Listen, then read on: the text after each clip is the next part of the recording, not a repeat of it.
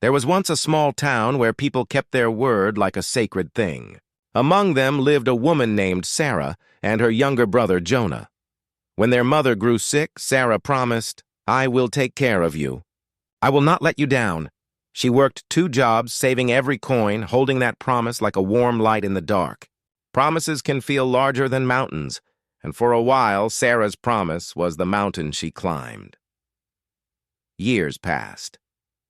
The bills grew taller, the nights grew longer. Sarah's back ached from hard work.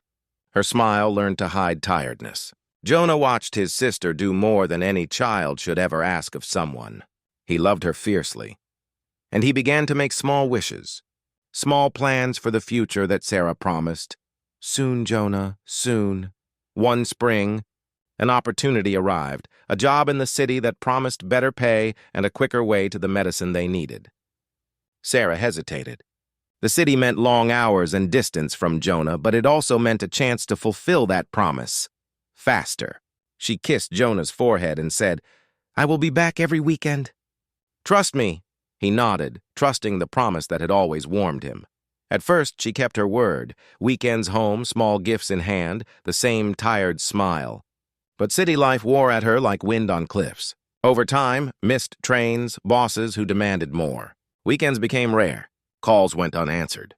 Jonah waited by the window, holding the small paper boat Sarah had once made for him. Promises don't break all at once. They fray slowly, one missed step at a time.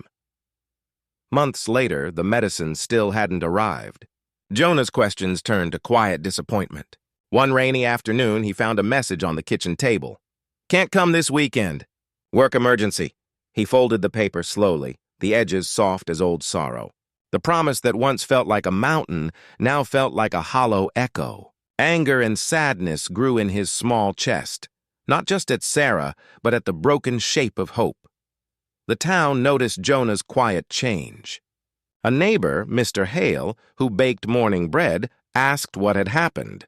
Jonah told him about the promise and the many small breaks.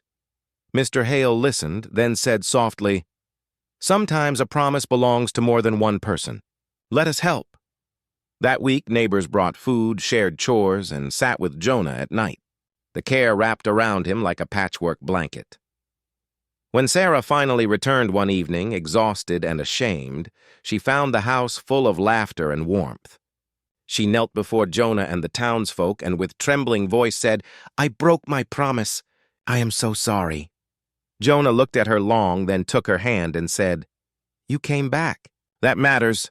Forgiveness wasn't instant.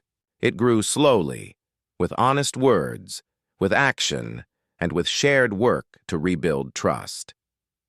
Life taught them something simple and true. Promises are precious, but people are more precious still. When we fail, mending matters more than pride. When neighbors step forward, a single broken promise doesn't have to break a life. Sarah kept working, but this time she asked for help when she needed it. Jonah learned that people can fail and still love. In the end, the town remembered this.